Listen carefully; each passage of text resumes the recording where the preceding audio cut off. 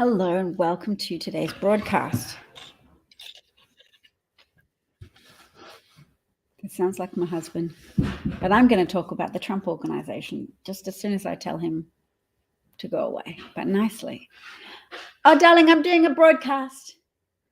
Do you want to close the door for me to the living room? Thank you. So welcome. And the exciting news of today is that the Trump Organization, Donald Trump's two Trump Organization companies have been found guilty. Let's read through the counts on which they've been found guilty. So the two companies are the Trump Corporation and the Trump Payroll Corporation. And I'd like to also note that Glenn Kirshner, a former prosecutor, has noted that this makes it unlikely that the Trump Organization can continue, and two, this increases the odds of a New York prosecution of Trump himself, given that the prosecution argued that the evidence shows Trump explicitly okayed tax fraud. So let's read through all the counts. The Trump Corporation schemed to defraud in the first degree, guilty. Conspiracy in the fourth degree, guilty. Criminal tax fraud in the third degree, guilty. Criminal tax fraud in the fourth degree, guilty. Falsifying business records in the first degree, 4 counts of guilty. The Trump Payroll Corporation, similar things. Scheme to defraud in the first degree, conspiracy in the fourth degree, criminal tax fraud in the third degree, falsifying business records in the first degree. So, degrees. What we're hearing here is guilty on all counts. And that's good news. So let's also check out what's trending on Twitter, that people are congratulating the legal system for working, because this is the first court case in which a Trump affiliated organization has been successfully prosecuted with a guilty conviction. There have been settlements reached in previous cases. Trump University was a fraudulent institution, and Trump reached a $25 million settlement with the claimants on that civil case. But yes, this is a criminal case, fraud, guilty on all counts.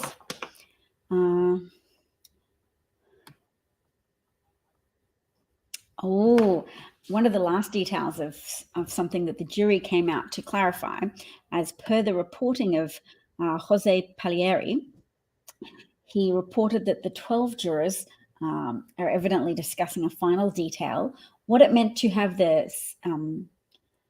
not the CEO, the chief financial officer, the CFO of Trump Organization, Alan Weisselberg, delete per AW, his initials, from the general ledger before the company handed over its books to the Manhattan District Attorney's Office pursuant to a subpoena. The cover-up always worsens the crime, folks. So yes, it shows element of consciousness of guilt, mens rea, if you will, as the legal system classifies it, the guilt intent. Cover-ups are indicative of consciousness of guilt. And as the jurors arrived at the Manhattan courthouse to begin their second day of deliberations against the Trump Organization, the Trump corporations, the founder of those firms, who has recently called for dismantling the US Constitution to allow him a illegitimate return to power, complained about justice. So blah, blah, blah. He wrote, blah, blah, blah, murder cases, blah, blah, blah. Devastated that nothing is being done to bring justice, all caps is why I'm fake shouting there, too busy on Donald. So Donald, using his most developed skill set, that of heightening people's sense of grievance or appealing to their sense of grievance, particularly people that have emotionally bonded themselves to Trump, who have so thrown their lot in with his at an emotional level that any consequences that happen to Trump, they oppose it as if it's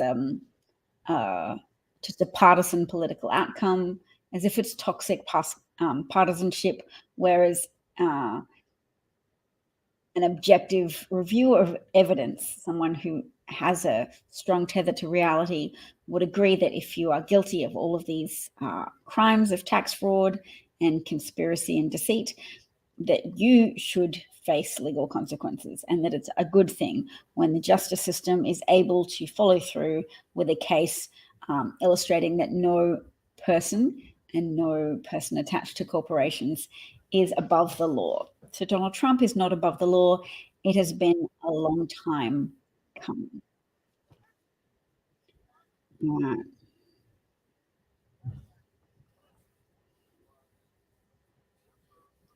Oh, wow. At 12:45 p.m., the judge read out a note from the jury. They will be requesting to inspect a copy of the November 15th trial testimony from Deborah Tarasoff, which is 79 pages. Judge says it should take about an hour. Oh boy, what does it mean to review a testimony transcript in New York State Court? It means two court stenographers read aloud and reenact the interview. One plays the lawyer and one plays Ms. Tarasoff. That would be hilarious. From what I remember, Deborah Tarasoff was a lower paid employee of the Trump Corporation whose the bombshell element of her testimony was when she disclosed that she was asked to delete certain things from the ledgers by those higher up than her in the corporation. I believe Weisselberg, because he was trying to conceal his role in the scheme of defrauding the American taxpayer, making other people bear the burden of paying for America's infrastructure and self-investment by helping them enact a scheme that involved writing out checks to pay for private school tuition for Alan Weisselberg's grandchildren, luxury apartment rent for Alan Weisselberg and family, rental of luxury cars, etc., as well as for the COO, Matthew Calamari. All of these benefits that weren't just given as gifts, they were given, and then also commensurate amounts were deducted from their salary. So it was a scratch my back, I scratch your back arrangement to reduce the amount of income on the books, to have concealed income, to give gifts and then reduce the salary so that there was a lower amount of salary for the IRS to deduct income tax from. So illegal and fraudulent. She's an older woman, affable, voice shaking but lighthearted. He's saying, I'll spare you a painful hour in court. Just read my previous thread. All right. Grandma humor. I remember reading this on the 15th of November. Until Trump became US president, he was the unspoken rule that he would need to sign any company check over $2,500. Anything under $2,500 would get signed by Alan Weisselberg. Getting a company-provided car doesn't sound like much, but it adds up. The Trump Organization also paid for its CFO and his wife, who had a no-show job, to each get a new lease every 2 years.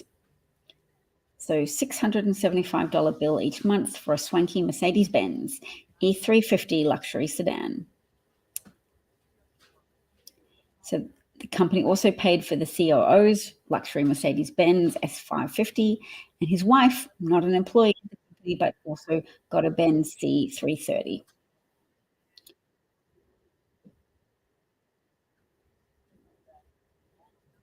Okay. So this was probably a key detail that sunk Trump. Manhattan DA's office is now probing why it got two different versions of the Trump Organization's books, one from the company and the other from its outside accountants at Mazars. Both list payments to an expensive NYC prep school for the CFO's grandkids, but only Mazars says per Allen. The prosecutor asked Deborah Tarasoff, do you know why the Trump Organization's version is missing that? Tarasoff, somebody went in and deleted the name. Prosecutor, who? Tarasoff, me. Tarasoff reveals that in September 2016, shortly after Trump announced his first presidential run, Alan Weisselberg called her into his office and ordered her to erase his name on tuition payments. She cleaned up 12 items on the company's general ledger. The cleanup had begun. Holy forensic evidence, Batman! September the 26th, 2016 was a busy day on Trump Tower's 26th floor.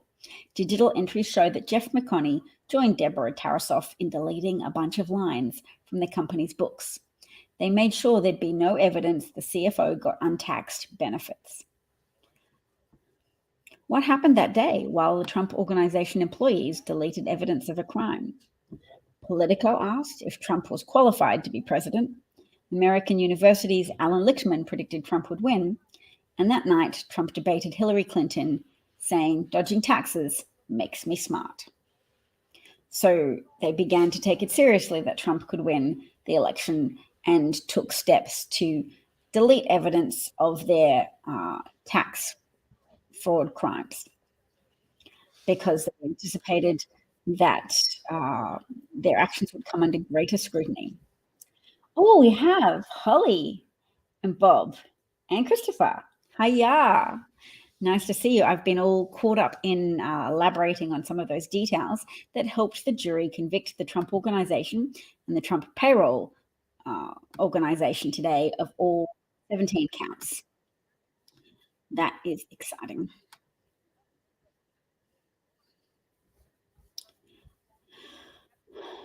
The Trump lawyers evidently had a catchphrase. So per O.J. Simpson's lawyers, who had a catchphrase of, "If the glove don't fit, you must acquit," they would keep reiterating to the jury, Weisselberg did it for Weisselberg, i.e. Trump's not involved. And that was their mantra. But apparently that elicited laughs from the jury when the court stenographer this afternoon was reading back the last line in the transcript of Deborah Tarasoff, quoting Trump payroll corps defense lawyer Michael Van der Veen. I remember the detail that he's a practicing Catholic who crossed himself when he comes into the courtroom.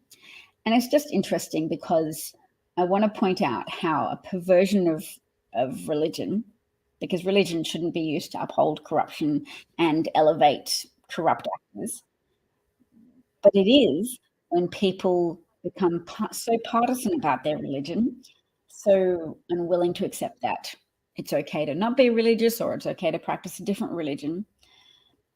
They're so tribalistically invested. They're so invested at a tribal level in their religion that they start to say someone like Trump is the defender of the religious and therefore they should support him, and overlook all evidence of criminality, corruption, bad character, sadism, etc. All features which should disqualify somebody from being elected to hold any office in the United States, let alone the office of the President of the United States. So for the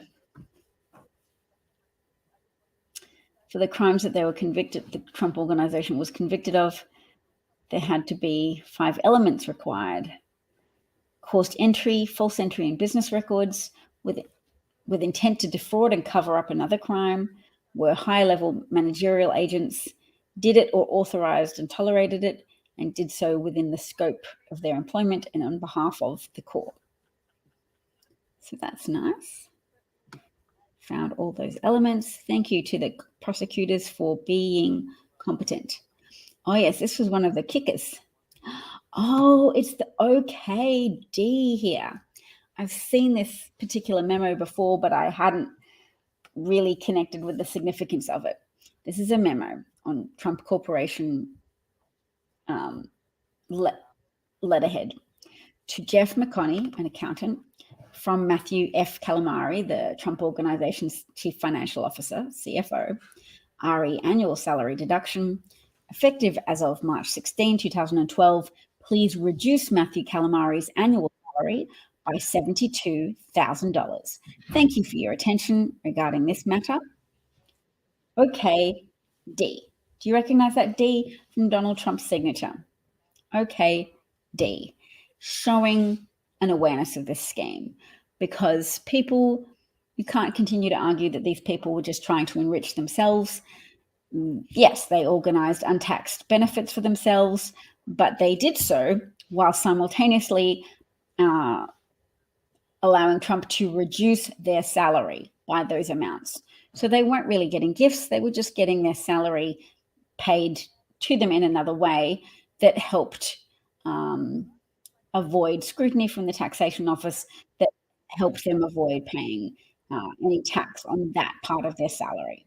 So they had some of their salary diverted, but evidence of Trump's awareness of this diversion scheme is in that initial there. Okay, D.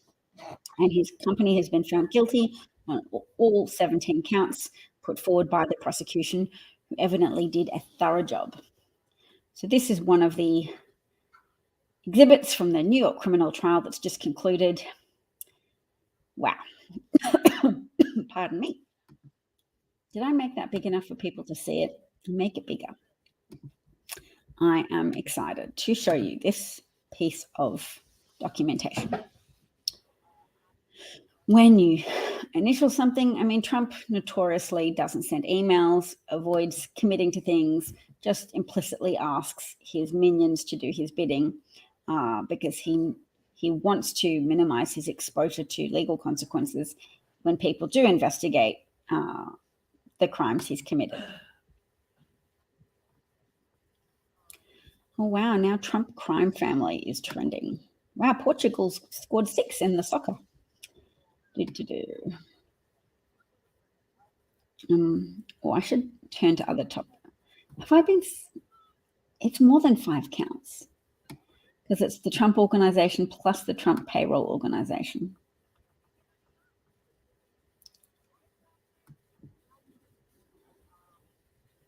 Oh, Walk of Shame? Is this new? What did What?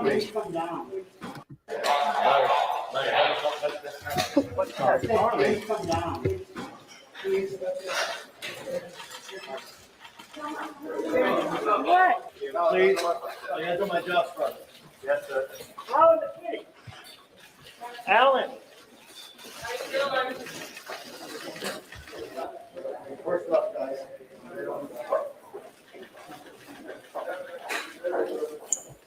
Oh, goodness.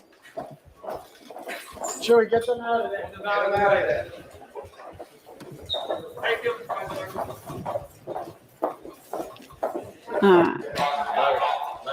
Okay, that was a good walk of shame. I appreciate it. COVID is airborne. Yes, COVID is still airborne. Advisable to wear masks where possible in public areas. Cheers for Colin Kaepernick, who should have his career restored. Well, DeKalb. Now that's a county. Is that a county in Arizona? Oh, no, it's in Georgia, because of course it is election day. Oh my gosh, this could be the day that Democrats win a 51-seat majority in the Senate, which would give them infinitely better control over that part of Congress, because then they won't have to do power sharing deals with McConnell, which is apparently a condition of having a 50-50 split in the Senate. DeKalb suddenly going off. Just at 59,000 now, around 3 p.m. It was about 85,000 for all of election day in the general. With 4 hours to go, it should come close to matching the general. That's exciting. Let's click to latest. So obviously this is an area with strong Democratic turnout, and we need that because the Democrats had a lot of had a large lead in the early votes that were tallied. But what we need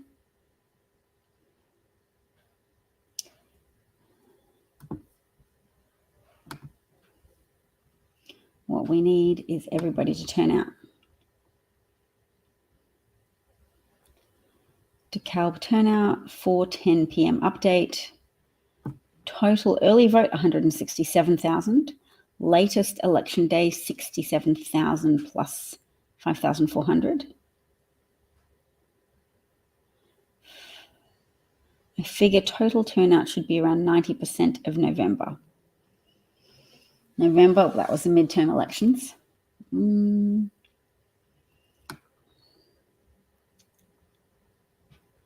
need everybody who voted in the midterm elections to vote.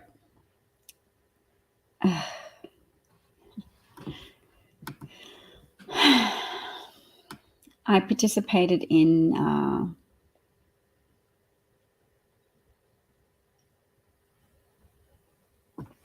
the call out, the phone banking for Raphael Warnock.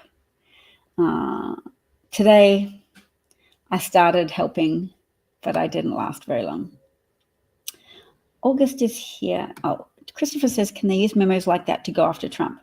Yes, it definitely boosts the chances that Melvin Bragg, the Manhattan District Attorney, can proceed, can push forward with some of the criminal investigations into Trump. Letitia James, the New York District Attorney, has other cases going forward against Trump, but we really wanted the Manhattan District Attorney to push through. He had some significant resignations earlier this year from prosecutors who resigned from that team because they objected to a slowdown in Trump investigations that implied Alvin Bragg didn't have confidence that they could convict Trump. So they were objecting to that loss of momentum with investigating Trump. But recently, the Manhattan District Attorney has taken on a new prosecutor with experience in other investigations against Trump. So with experience in holding Trump to account. August hopes that moving forward, all presidential candidates must disclose their taxes. Yes, having a good system of enforcement would be excellent. I must also let people know who haven't heard from the Forbes article that in recent days it's been disclosed that Trump owed a lot of money, let's find out how many millions, to a Korean company, South Korean, but with ties to North Korea as well. Forbes Trump debt. Daewoo is the name of the company. $19.8 million loan from that company, and then he paid it back or discharged the loan at some point in 2017. So he might have had help because that loan was apparently stagnant for a long time. He wasn't paying it back, but once he got into office and I guess had all of the money of the US Treasury more at his potential disposal and government contracts to hand out, somebody sought to curry favor with him and helped to pay off that undisclosed loan.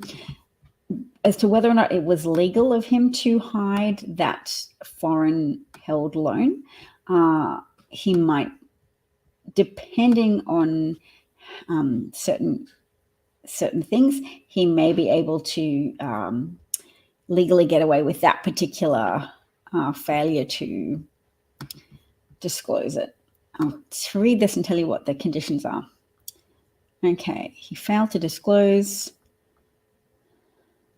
an unreported liability of $9.8 million, listed as LP Daewoo. The debt stems from an agreement Trump struck to share some of his licensing fees with Daewoo, a South Korean conglomerate that partnered with Trump on a project near the United Nations headquarters in New York City. But 5.5 months into his tenure as president, he eliminated the debt. But the balance had stayed static from 2011 to 2016. So that debt static for 5 years.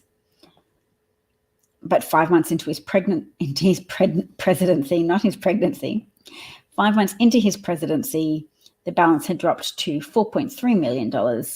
And then Daewoo was bought out of its position entirely on July the 5th, 2017.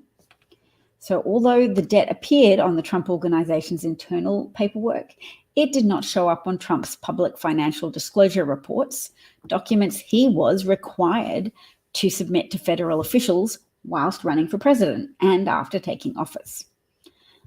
Trump's former chief financial officer, Alan Weisselberg, told the New York Times in 2016 that his boss disclosed all debt connected to companies in which Trump held 100% stake on the documents, and that was not true. There is a chance that Trump's admission may have been legal nonetheless. Although officials have to list personal loans on their financial disclosures, the law does not require them to include loans to their companies unless they are personally liable for the loans. So that was the loophole that I'm talking about. The law, stupidly, does not require presidential candidates to document loans to their companies unless they've personally backed the loan. So that should be changed, obviously. But yes, we don't know which of those circumstances this particular loan fulfills at the moment, because the Trump Organization documents that have been shared so far do not specify whether or not the former president, who owned 100% of the entities responsible for the debt, personally guaranteed the liability. We don't know if he did or did not personally guarantee the liability, and he's only legally required to list that debt which if he personally had guaranteed the loan. So that leaves it unclear whether he broke the law or merely took advantage of a loophole to deceive the public, because he was required to publicly list his debts. There is little doubt that if the world had known about the debt while Trump was president, it would have sparked conflict of interest concerns, perhaps heightened by Daewoo's historical ties to North Korea. In the mid-1990s, apparently the firm was the only South Korean company permitted to operate a business inside North Korea. The fact that the former president managed to keep the debt secret for so long underscores how weak the government's ethics safeguards are, how difficult they are to strengthen, and how easily Trump could barrel right through them as he runs for the president again in 2024. Well, the Trump Organization being found guilty on all counts today of tax fraud and conspiracy to defraud the IRS, that is at least something. Yes, but the law needs to be strengthened. Daewoo was possibly paid from Trump's inauguration funds. True, there's a lot of unaccounted inauguration funds, and the whistleblower for some of that shenanigans was Stephanie Winston, a former friend of Melania Trump, who they tried to make her the fall person when details began to leak out about how Trump Hotel had overcharged for various events and that there was a lot of missing millions in connection. August makes a good point that there's a long-standing rumor surrounding SCOTUS Supreme Court Justice Brett Kavanaugh's debt disappearing just before his nomination. So he had a lot of debt relating to potential gambling bills and expensive lifestyle choices like memberships of fancy country clubs, and he bought an expensive house, and his debts were all suddenly discharged. So he didn't have a sudden influx of income, but his debts were all suddenly discharged before he accepted the nomination to the Supreme Court. It's long been an article of speculation, but some people have also suggested it could be Brett Kavanaugh's wealthy father. Like, oh, son, there's the prospect that you've made good and you're going to be on the Supreme Court. I will wipe all these debts for you and not worry about spoiling you because you've made it big, son. I don't know. That's pure speculation. Oops. All right. Well, chaps, I have to go.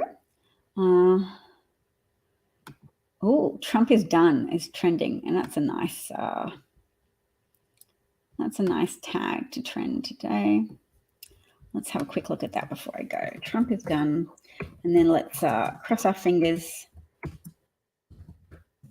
and hope for Warnock's success in this runoff election today.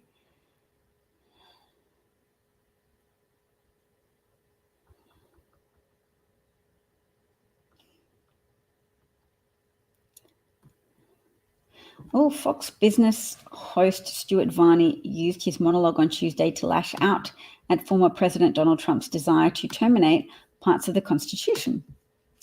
Let's see what he actually said, because sometimes I'm skeptical that they really are distancing themselves from Trump. Oh, that reminds me, because I think this is key. Okay, so yes, over the weekend, Donald Trump infamously called for a termination of the Constitution, terminating rules, regulations, the Constitution, anything which is an obstacle in the way of him being illegitimately allowed to return to the office of the presidency despite losing the 2020 election. All right.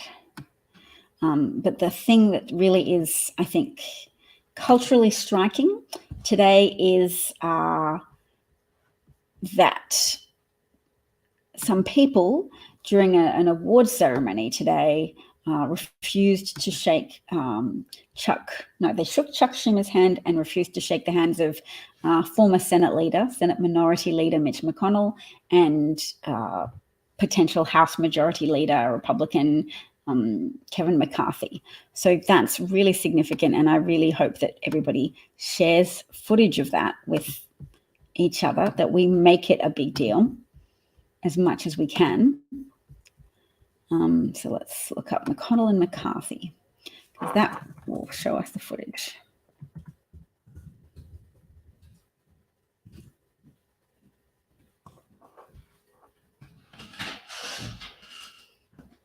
Get the kids? Yeah, I'll go get the kids. I'll order them food. Would you like anything? No. Self-explanatory, but they came out right away and condemned what happened on January 6th, and whatever hold that Trump has on them, they've backstepped, they've danced.